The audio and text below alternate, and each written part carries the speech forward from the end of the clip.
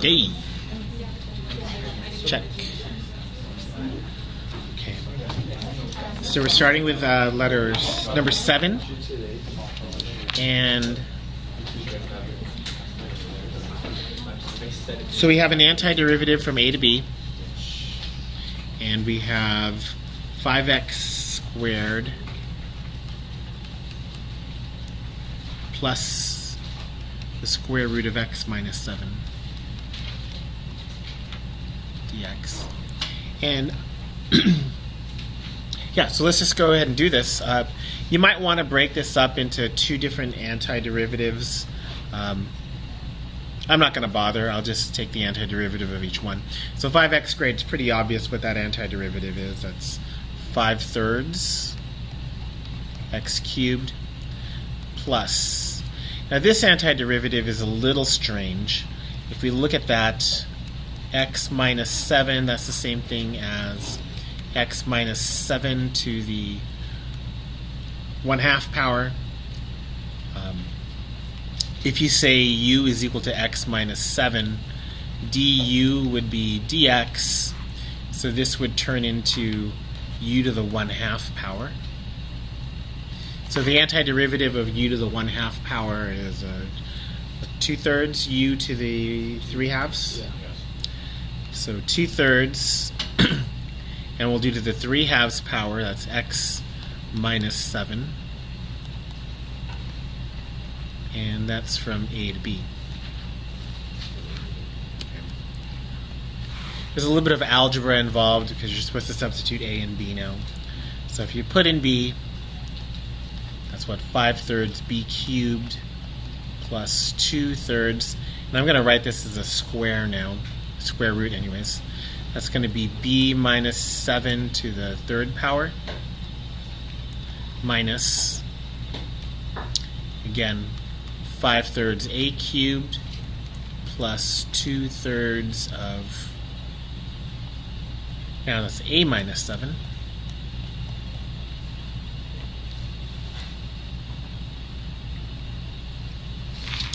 Good. Let's combine things together. I'm going to write these 2 together. It's going to be 5/3 b cubed minus 5/3 a cubed plus, I'm going to factor out these 2/3.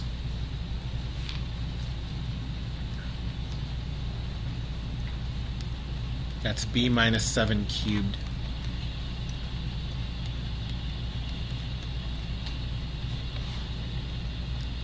Now be careful not to oversimplify this because you can never combine 2 square root functions. So that's fine. Over here you can factor out that 5/3.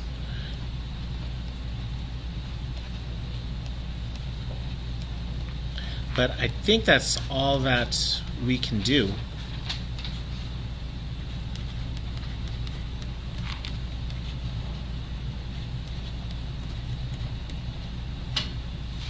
I mean, I suppose you could factor out b.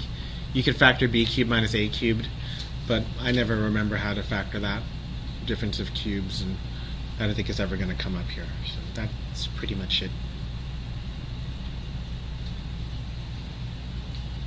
Okay. Any other questions on 7? Good. Notice that this is in terms of a and b. No more x's. Everything's either an a or a b. And that's it. Great. Let's take a look at 5 now.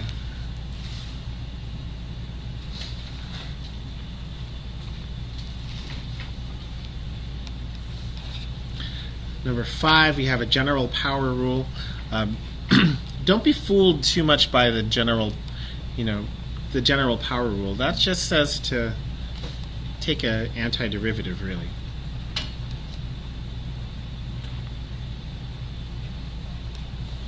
And I kind of sympathize with you a little bit because, you want to read the directions, but if you read them too carefully, then you're going to get caught up in what exactly is a general power rule for integrals.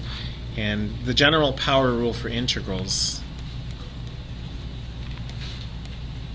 That's just the antiderivative of u to the n power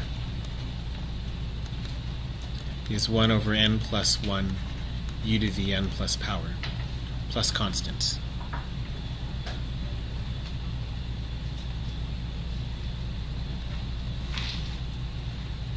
That's the general power rule. We're not really going to, we're going to use that, but not to start off, because we can't even get to the power rule unless we simplify this antiderivative. So, go down the list. You start off with a simplification, and no, you can't simplify. I think whoever created this problem was pretty clever in that they gave you a difference of squares here. So that makes your brain think that there might be some kind of a identity. There isn't an identity. That would help here. So next is u substitution, and if I say u is 4 minus 9x squared, the derivative of that would be negative 18x, and I already have the x right there.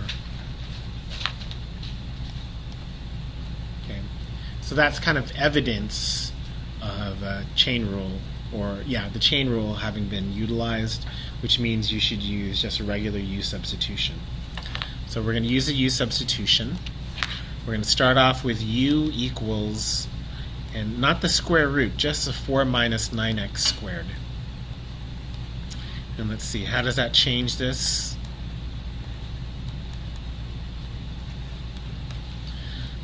Already it looks much better. Now we'll take our derivative. du equals negative 18x dx. Well, I have the x dx. I don't have the negative 18, so I'm going to divide by negative 18.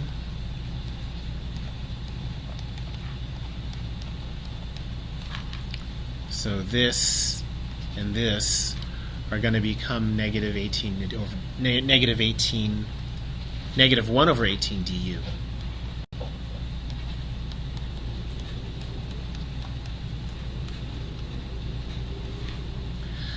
So that looks like negative 1/18th antiderivative of u to the 1/2 power du. And this is the part where you use a general power rule. Does it matter if you keep the negative 1 over 18 inside the integral or outside? No. I'm just doing it there for teaching reasons. But you could definitely go from this step right here. You can go from here straight to the antiderivative with no consequence. Okay, 1/2 plus 1 is 3/2. The reciprocal of 3/2 is 2/3. So let's just not take any chances and just write 2/3.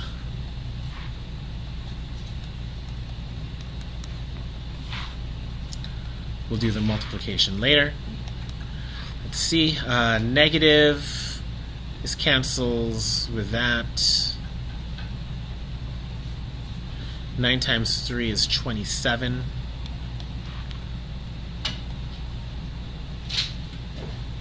What was u? 9x squared? Or 9 minus 4x squared? 4 minus 9x squared? Yeah. Oh, sorry, that should be cubed.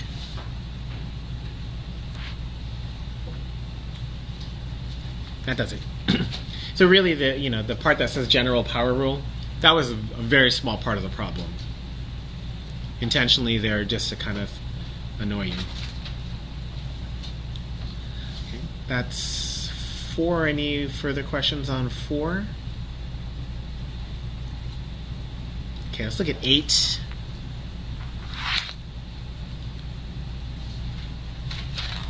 Eight's kind of nice because it's starting to push that differential equation stuff. So what is that? E to the 4x power y prime. There's a implicit or silent multiply there, x. You're going to want to first exchange that y prime for better notation. That's dy dx. And I say better notation because with dy dx, that gives you the opportunity to separate variables.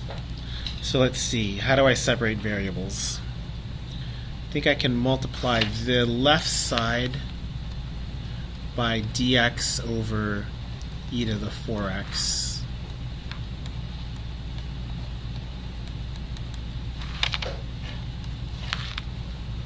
Okay, that will give me dy on the left, and on the right that's going to give me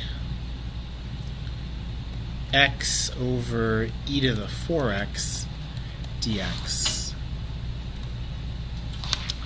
We talked about this in class in both periods, that when you see the e to the 4x in the denominator, that's really a bad place for an e. So you want to raise it to the numerator with the consequence of a negative exponent. So let's do that.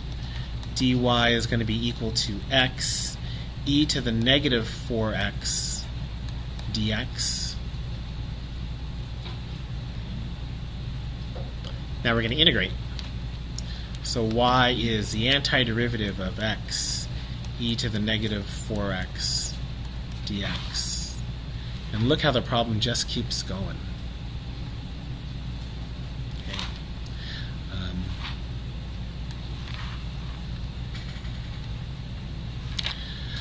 All right, techniques here. We can use a u substitution. If u is equal to negative 4x, du is negative 4 dx. That means that I still have an x in the integrand, and that's not really helpful. So it looks like we're going to use integral by parts here. We have two factors. We got a algebraic factor. We have an exponential factor. Algebraic is higher up on the list. So that said, I think using a tabular method might be the best way to do this.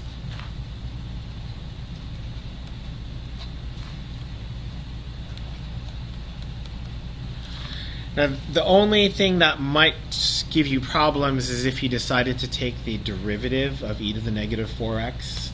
I see it every year, especially on a test. You'll be confused about which one's which.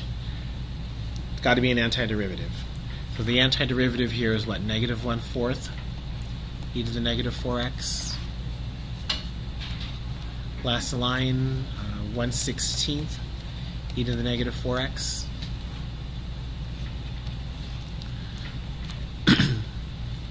So y will be equal to negative 1/4 e to the negative 4x. And then this is going to be minus 1/16 e to the negative 4x plus constant. Okay. The smallest multiplier I have is 1/16. So I'm going to factor out 1/16. Both terms are negative, so I'm also going to factor out a negative. Both terms also have a e to the negative 4x. So I'm going to factor that out as well. So negative 1/16 e to the negative 4x. Let's see. 1/4 divided by 1/16 is the same thing as 1/4 multiplied by 16 over 1, which is 4.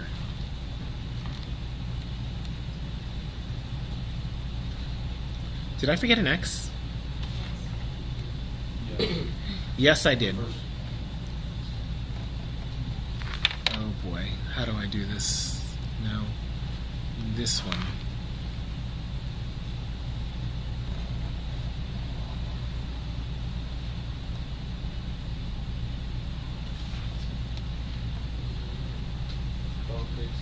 Yeah, technology is great, right?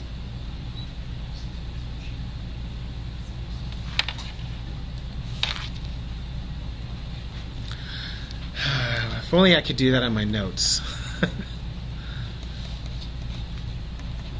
Yeah, so there's our antiderivative.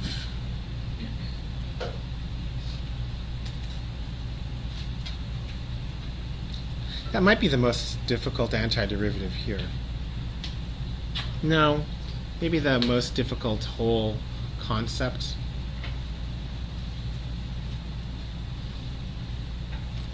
pretty good one, though. I'm happy with that problem. They'll be seeing that for 10 more years. I hope. Knock on wood. Let's look at 14.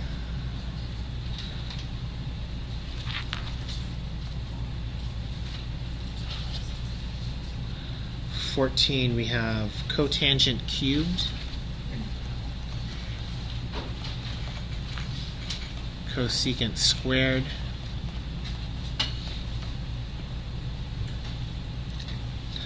I just thought of this now. When you're doing this antiderivative, if you decide that you're going to be using integral by parts, that basically means that you think that u is a trig function, and you also think that dv is a trig function. That's kind of weird, isn't it? Yeah. They're both trig. How do you know which one's u? How do you know which one's dv? Aside from the fact that we've never done that in class, it's kind of odd to use.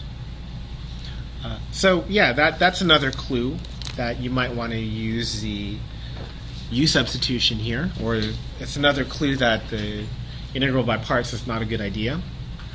Of course, the real reason why you wouldn't choose integral by parts is because the derivative of cotangent is cosecant squared. So if u is equal to cotangent of x over 2,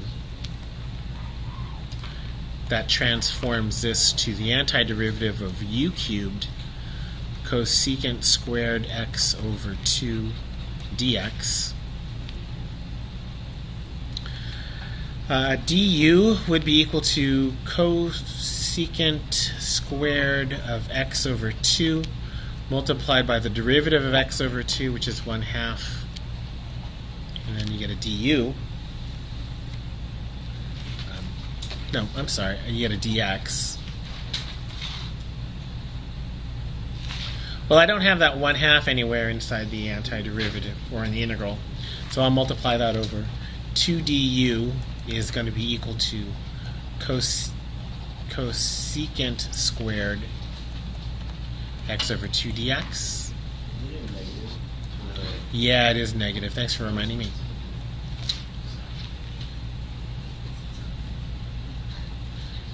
Okay, so negative 2 du. So that means I get a u cubed negative 2 du.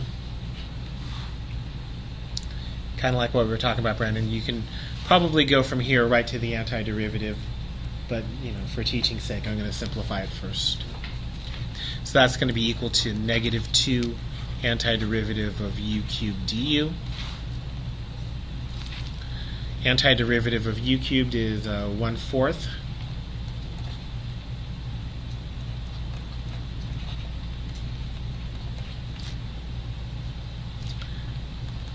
It's negative 1/2 u to the 4th power plus constant, which is negative 1/2. That was cotangent, right?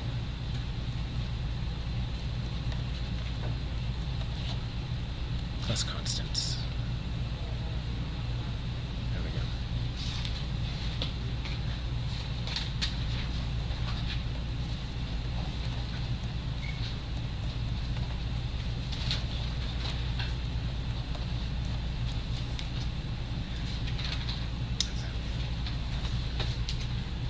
Any other thoughts on 14? No? Okay, next on my list is number 6.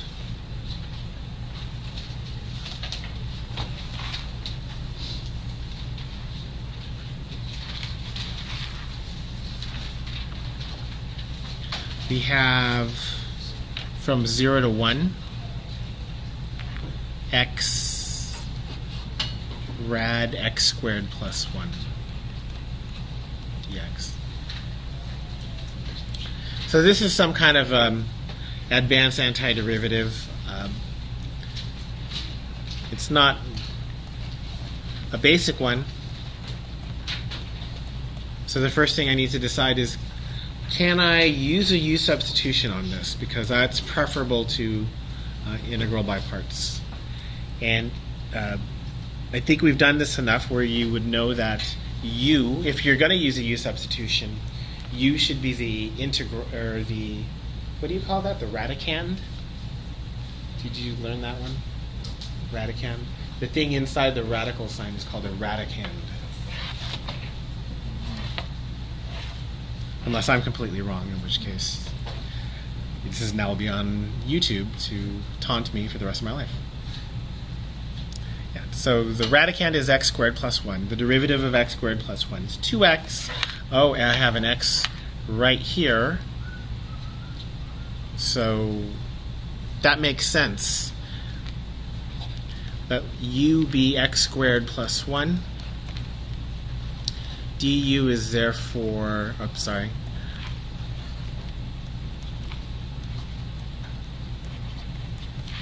du is now 2x dx. I don't need that 2. So 1/2 du is x dx. So the x and the dx are going to become 1/2 du.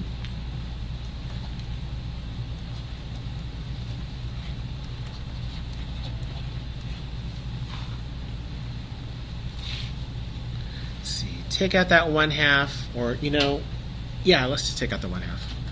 I'm not in a hurry here. You might be tomorrow, but I'm not in a hurry now.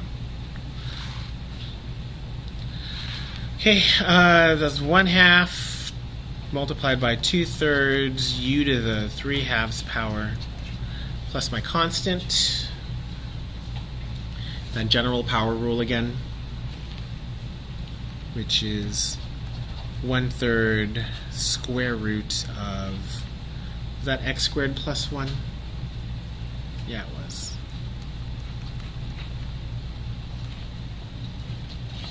Plus constant. Hmm? Was it a definite integral? Yeah, it was. You're right. It was a definite integral. I'm glad you reminded me. So that's the antiderivative of x squared plus 1. So if you want to do this one from 0 to 1,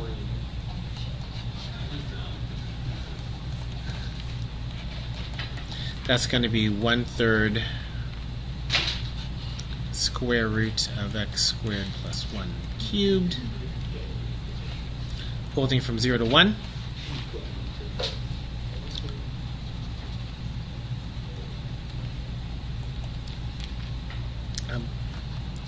And you know, I definitely think take your time just a little bit here.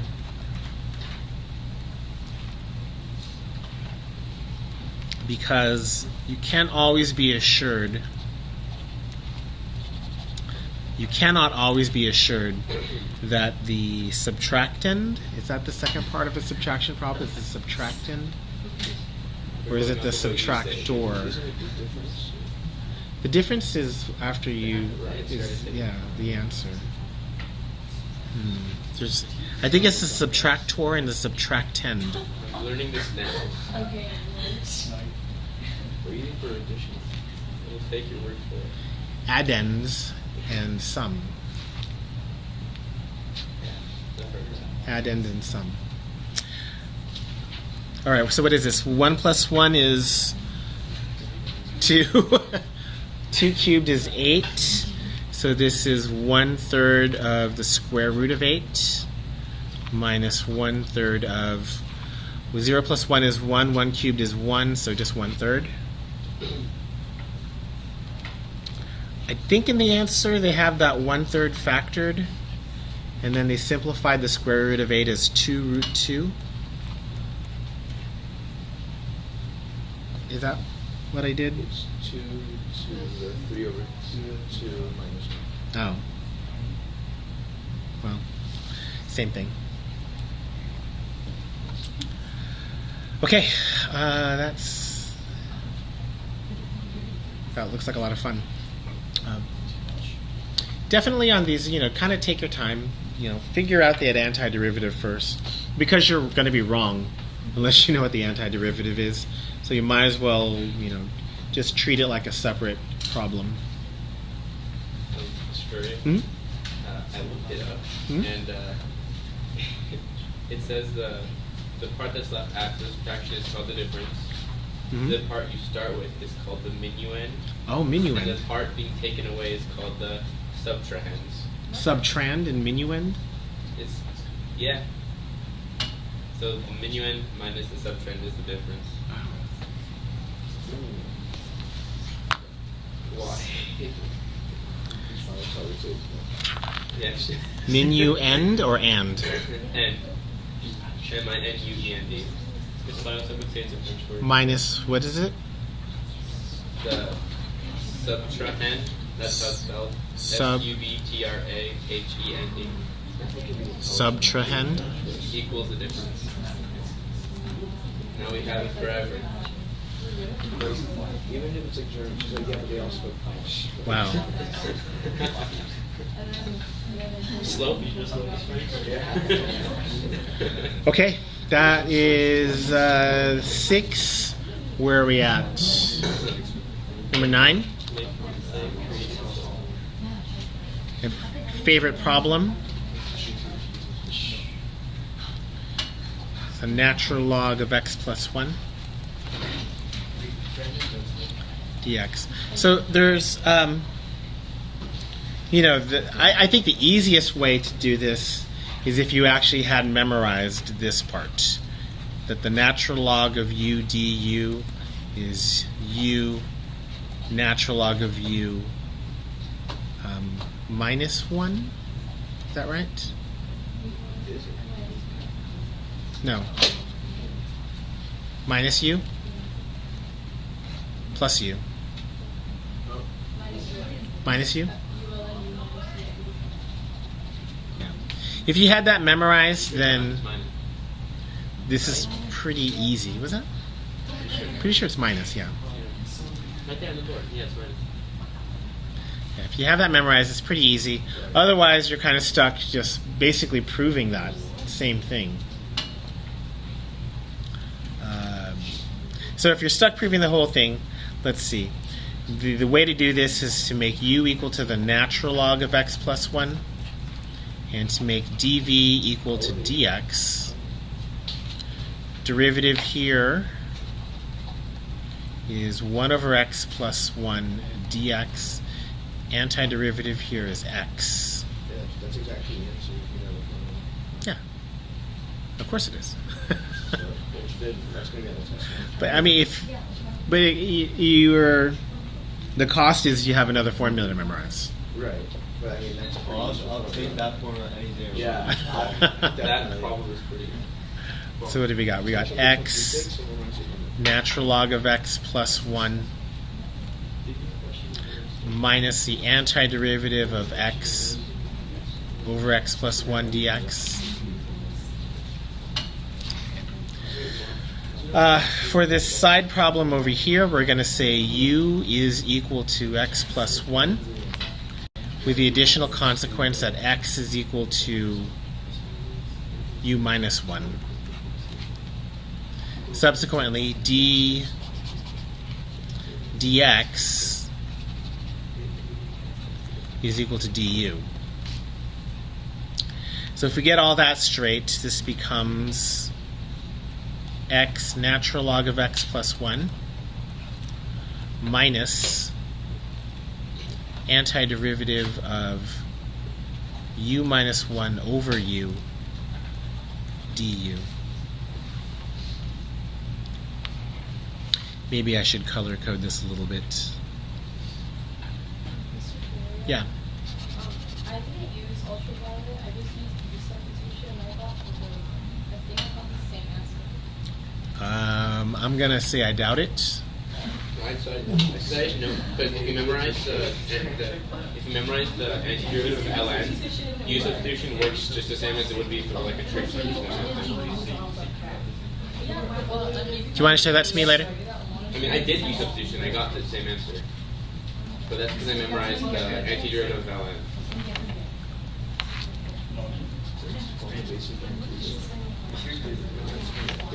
Okay.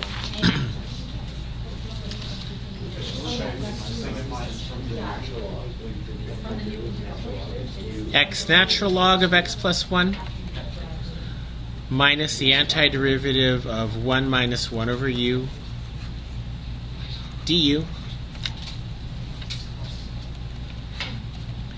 X natural log of x plus 1 minus, well, the antiderivative of 1 is u. Antiderivative of 1 over u is the natural log of u plus constant. We're going to turn everything back into x's.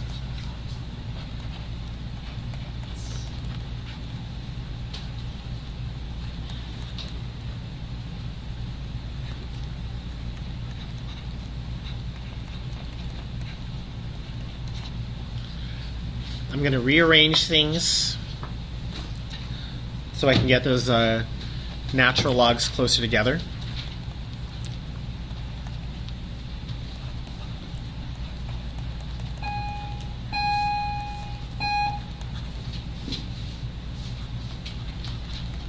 That's my favorite kind of announcement right there. Okay. And so I think for the way we're going to do this now, well, first of all, this business of the absolute value, remember the way we had it in class was that the absolute value was pretty much taken care of when the problem started and we were finding out the antiderivative. So if the domain was okay for the problem, then the domain should be okay in the solution. It's the same domain. I don't know if that makes sense or not. But we're going to take this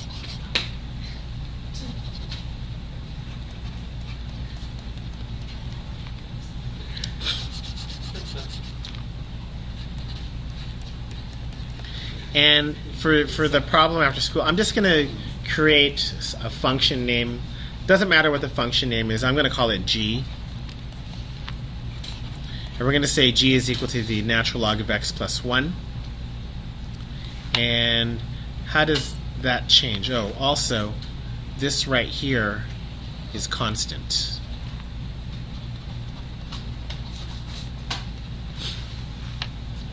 So how does that change this? Well, this becomes x multiplied by g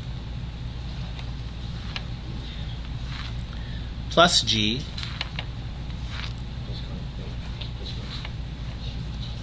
minus x plus that constant. And once you look at it like that, it's kind of obvious about what happens. You can clearly factor out a g, right? If you factor out a g, and I'm actually going to do this backwards.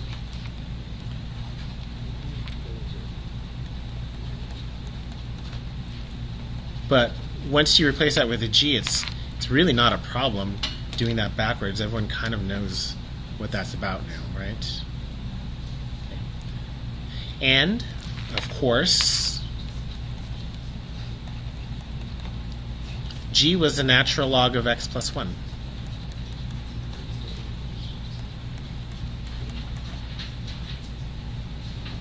And that's it.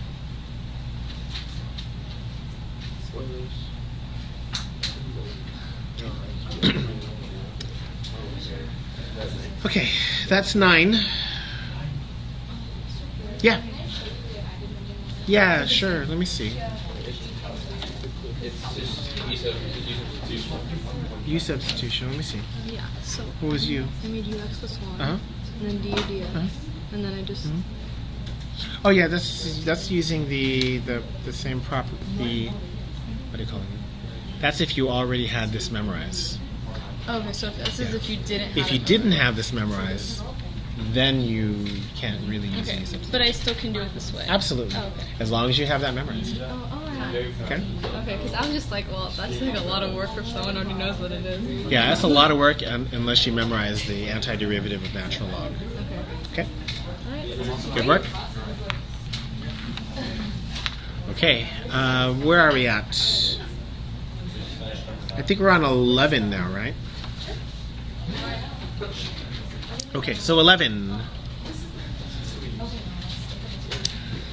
First part is to graph that slope field. Oh boy.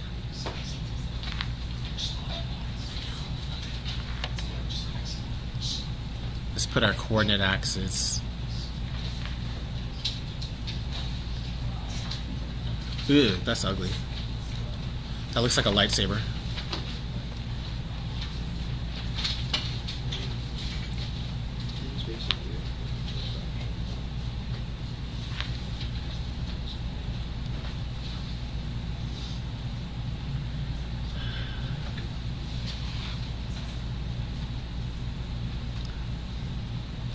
Which reminds me, I can't believe Mrs. Freya doesn't want to watch Star Wars.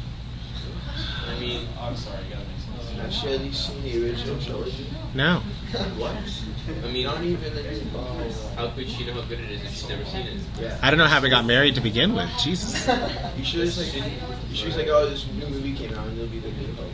So, And she likes Adam Driver from Girls. And I'm like, what? it's the wrong Why wouldn't place she? to like him from.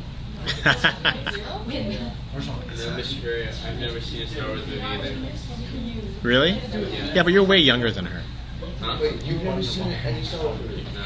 The first one's really short after. Well, the reason why I haven't seen it was I'm pretty sure the first one is I was wondering, but someone told me there's an order to see them in. And then Okay, so in honor of Kylo Ren, we're going to make our slope field red. Let's start with, a good place to always start with is along either the x-axis or the y-axis. I think if we start on the y-axis, no, the x-axis, that'd be easier, because along the x-axis, y is equal to 0.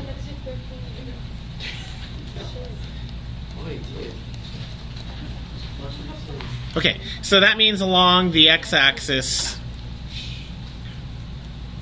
all of these slopes are 0. And I'm only hovering it along the x-axis so you can see where the slope is 0. Why are those? Y0 at that point. Yeah. Oh, yeah. All the y's are 0 there. Right, so yeah. Okay.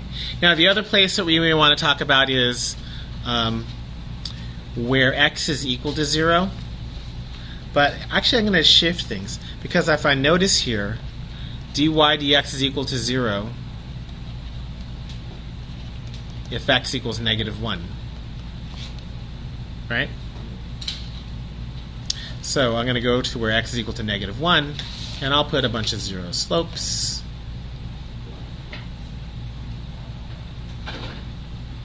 With red lightsabers, because they're made using synthetic kyber crystals. Oh, yeah. something I still wouldn't know if I'd seen the movie. No. Even if you watch the movie, you wouldn't catch Yeah. that. Exactly. That's That's why why you I didn't talk about that. Like, in what the is it really cartoon good version? Yeah. Right? Is it from the cartoon version? Yeah, it's from the cartoon. There's a cartoon as well. Okay, now my general strategy is to pick one horizontal line, or keep y constant, and just go from left to right. So I think let's start where y equals 1. So when y equals 1, okay, that first place over here, that has an x coordinate of -2. So -2 plus 1 is -1. -1 times 1 is -1. So that gives me a slope of -1, which is a downward sloping lightsaber. Okay, the next one is over here where x is equal to 0. If x equals 0, 0 plus 1 is 1. 1 times 1 is 1. So upward sloping. Over here, we've got x equals 1. 1 plus 1 is 2. 2 times 1 is 2. So we should be increasing our slope. And remember, that's all I'm really worried about. I'm not going to count to make sure that that slope is a 2. I'm just going to make sure that it's more steep than the one before it. Here, we've got x equals 2. 2 plus 1 is 3. 3 times 1 is 3. So this is a more upwardly sloping lightsaber. And that's good. Let's go along here where x equals negative 1. Sorry, where y equals negative 1. So basically we're going to take the slopes and we're going to make them negative. Or the product, and we're going to make it negative.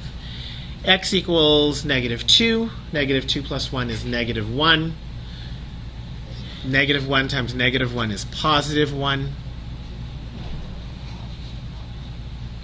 Over here, x equals 0. 0 plus 1 is 1.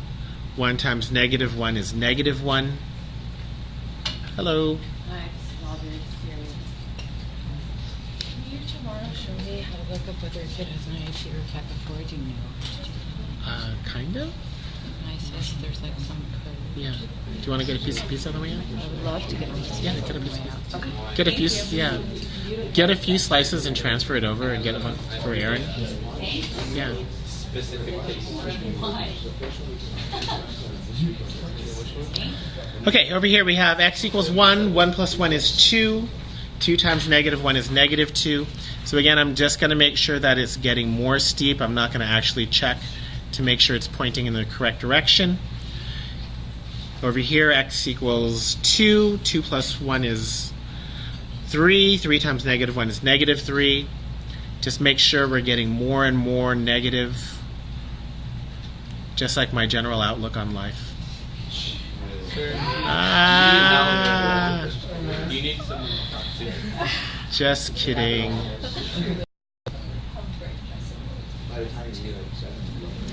All right, and the last row here, this y is negative 2, so at the end I'm gonna multiply by negative 2.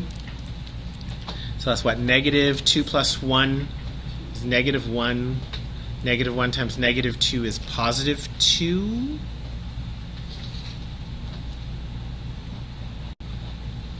Over here we have 0. 0 plus 1 is 1. 1 times negative 2 is negative 2. Here x coordinate is 1. 1 plus 1 is 2. 2 times negative 2 is negative 4. Ooh, that's pretty steep. Over here we've got x equals 2. 2 plus 1 is 3. 3 times negative 2 is negative 6. Ooh, that should appear almost vertical. There we go.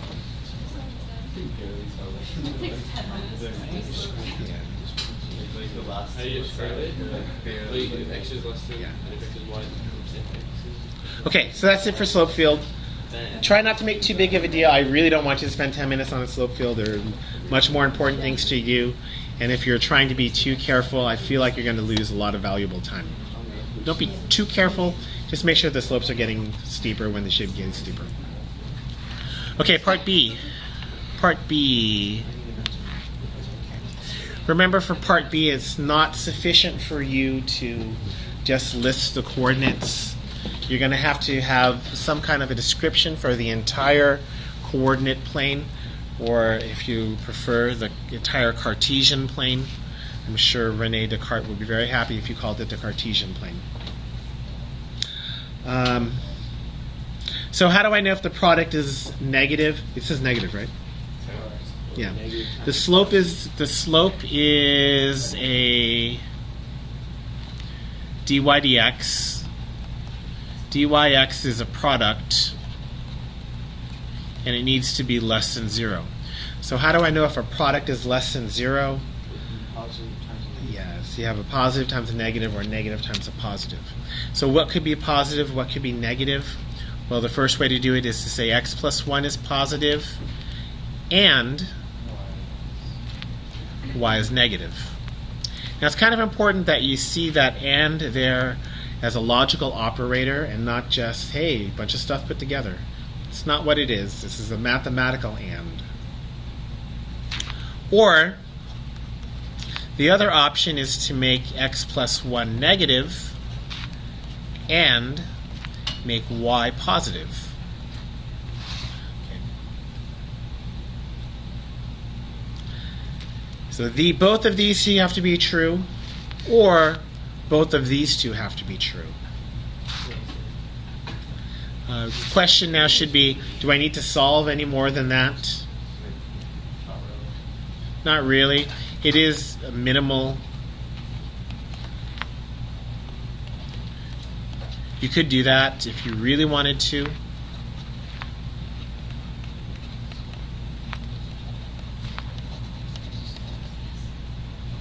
Did I forget 0 here? Yep. Yeah. So would we have to like make it the first part and then and the second part? Mm-hmm. Yeah, has to be both. Wait. The first line and the second line? No, oh, sorry. Like, you would have to say that. Oh, just one of the, you can, yeah, okay, good. This entire line is the answer. Okay, good. Okay. It's two different ways for it. This entire line is the answer. You could write either one of these for full credit. Yeah, but that whole line would have to be. It has to be the entire line. Would this slope equals d by dx part have to be on there or no? No.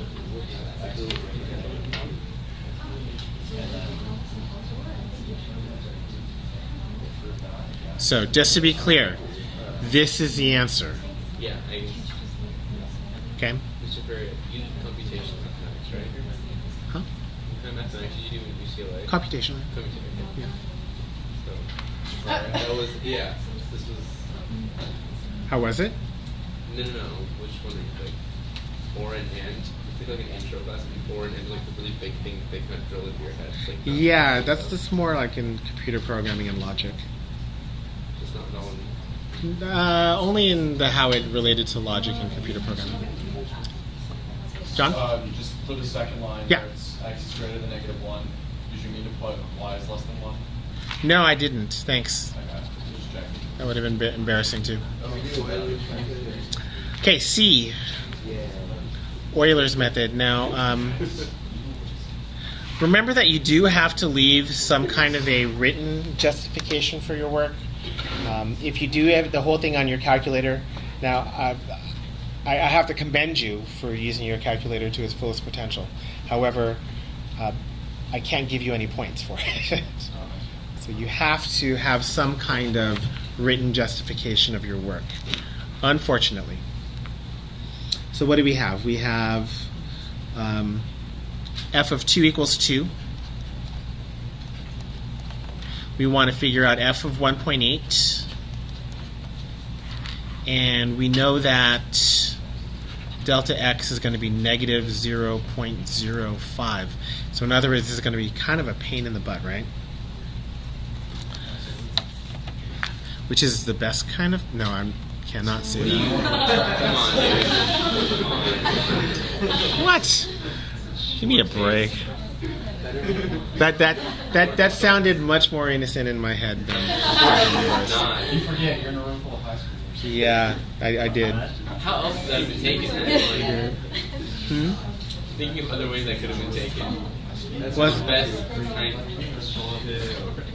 It's on YouTube. It's on YouTube, yeah. If I pass away and you still know who I am, I'll think of it. you can probably put that in the eulogy. It's delta x.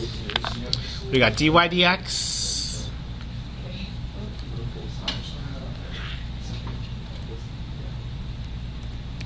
Why did you not correct dy dx? The next part of the chart is delta y, right? Yeah.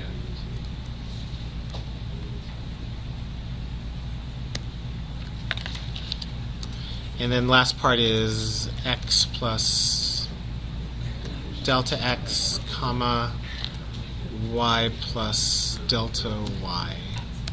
All right. Great. So if this works well, I'll just be making a table here, right?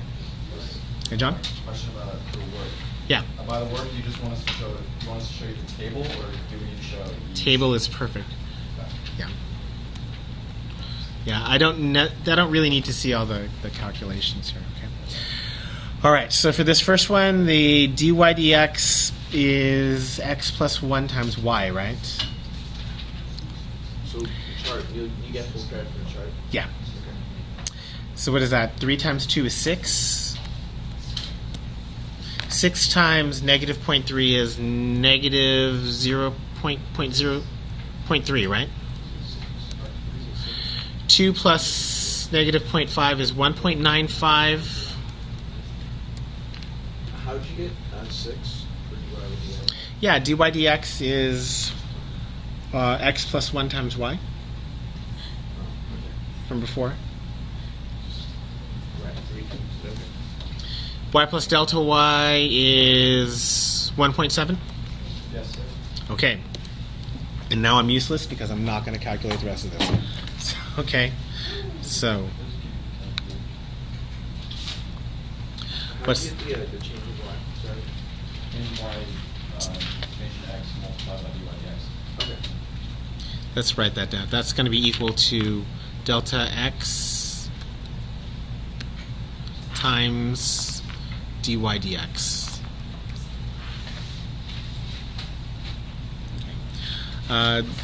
Delta x is still negative 0.05. Does someone have dy dx for this one? 5.015. Yeah. And delta y? Negative 0.25075.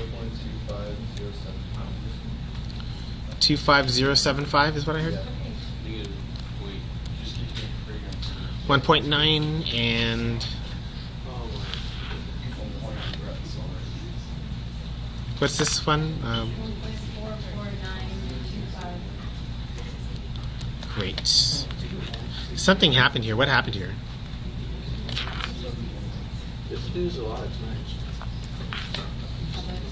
Not fun.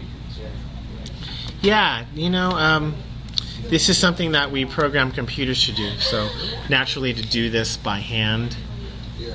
feels very, Humbling. yeah, puts you in your place. Not well, I wouldn't. Actually, no, it's not Yeah. bad. You just have to do it 4 times.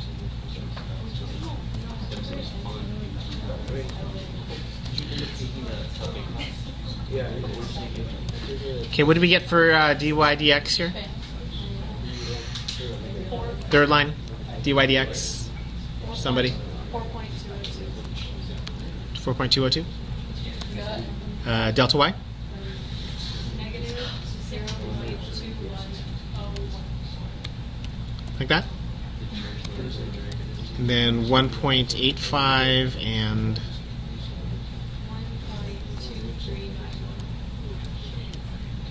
great. Last time, 1.85, 1.2391, negative 0.05 dy dx, 3.539.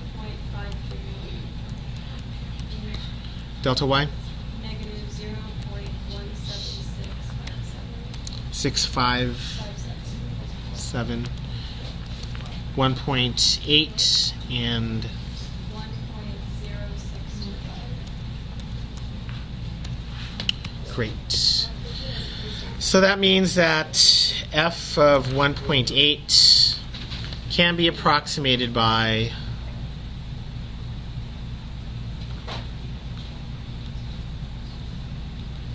Mr. Brewer, yes. would we have to show the chart on the first? Yeah. Like I said, you have to have some kind of written justification of the work. If you wanted to show me the work for 4 tangent lines, that would have been acceptable as well.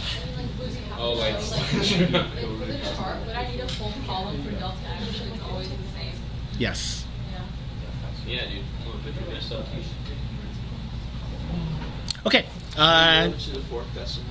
Is that should we go to the Yeah, I wouldn't truncate any of the work. I wouldn't round any of the work. It's going to be on your calculator anyways.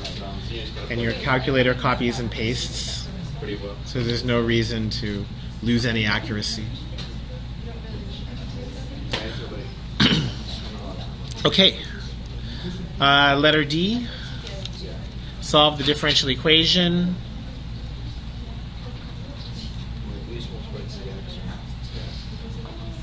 Dy dx equals 2x plus 1 over 2. I hope you saw that and said, I better just simplify that right now. Because that seems to be the easiest way to go here. This is the same thing as x plus 1/2. That'll be a lot easier to solve. So dy equals x plus a half dx. That's that separation of variables part that they talk a lot about in workshops and such. Got to make sure you separate your variables. Now you integrate.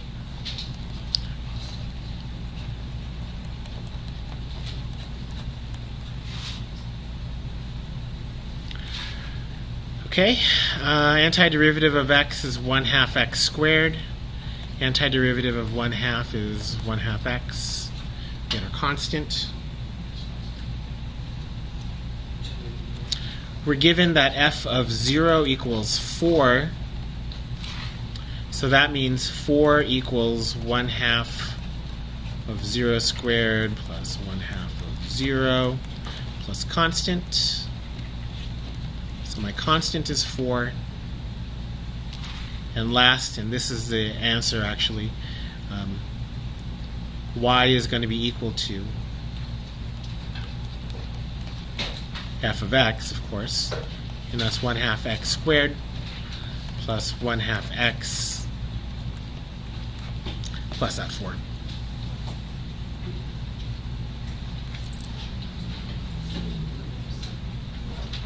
Is it 4? Oh, I just simplified too much. Yeah. Yeah. Okay, here's what we're going to do. We have number 10 with 1 vote. We have 12 with 1 vote and 13 with 1 vote. Would you rather see 10, 12, or 13? Oh, we have 15 and 17 also. Bye. 10, 12, 13, 15, 13. Yeah. B and C. 13, B, and C. Yeah, A is simple. A is simple. Good. I'm glad A is simple. Not simple. Well, I didn't mean simple like that. It's the chart. You can do the thing. It's the lines, yeah. It actually is it's actually kind of fun. But Yeah. I would never say that Yeah. during school hours. Okay, so 13, we should have the antiderivative already. That's t cubed e to the negative t dt. What's that antiderivative?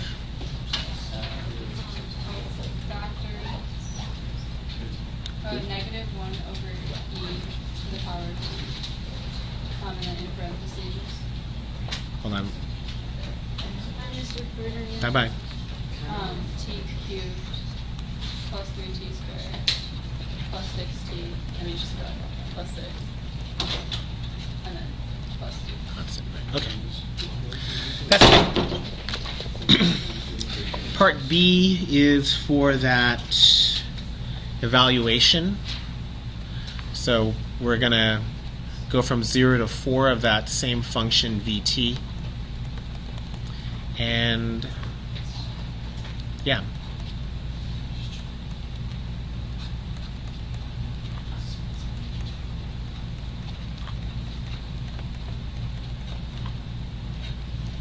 Don't have to worry about that c anymore because we know it's going to subtract out already. Substitute and, well, no, let's not and that. Let's just substitute 1 over e4. Let's see, 4 times 4 is 16. 16 times 4 is 64. 4 times 4 is 16. 16 times 3 is 48. 6 times 4 is 24. And this is the and part I was talking about. Don't assume that this second part is going to be 0. It's not always 0. In this case, it's 6. Okay. Let's add things together. That's negative 1 over e to the 4th. Let's see, 64 plus 48 is what, 112? 112 plus 20 is 132. 132 plus 4 is 136. 136 plus 6 is 142.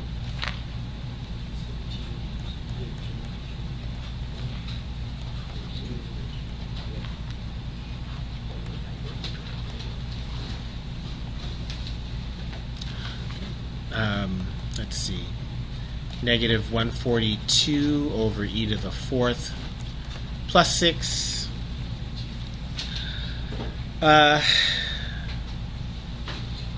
You probably could have stopped here. If you like, you can simplify that down more. That's 6 e to the fourth minus 142 over e to the fourth. But that's not making it a whole lot easier. Lastly, what about the average value? And the only reason we're doing, okay, maybe not the only reason, but a big reason why we're doing an average value here is so you don't forget how to do it, because it is that important. So that's equal to 1/4. We already know that the antiderivative is 6 e to the fourth minus 142 all over e to the fourth. Honestly, you could leave it there, and that's fine.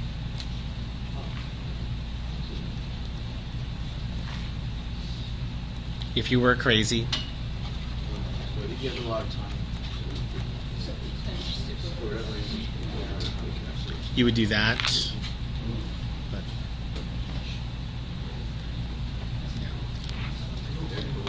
12 is just integration by parts, right? 12 is integration by parts. Yeah, that's going to be the solving for the unknown integral. Any last questions before we wrap up? Awesome. So it's gonna be like one of those fraction kind of things involved in number 12, right? Fraction. Like when you have multiple of original. Yeah. Yeah. You know the decreasing power substitutions? Like the ones where it's cosine square usually have like. I think you should get really acquainted with them. Okay. You gonna be on the test for that? In general, you really should know your antiderivative for trigs. Really have that cold.